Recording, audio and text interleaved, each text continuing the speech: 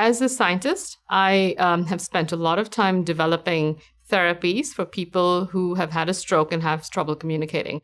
In our research lab, we show in very controlled experiments that when you give these therapies to patients who improve, they can improve their language skills. And if they don't practice the therapy, they don't improve.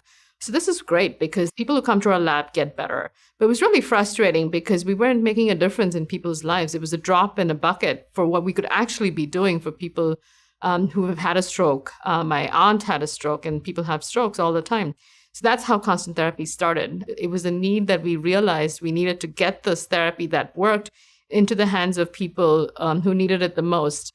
It's also very difficult for people who've had a stroke and are paralyzed to get to a hospital, but they need the therapy. So once we realized that if we put it on an iPad and they could download it, they could practice it at home, they could practice it in the bus stop, they could sit on the couch in their pajamas and get therapy.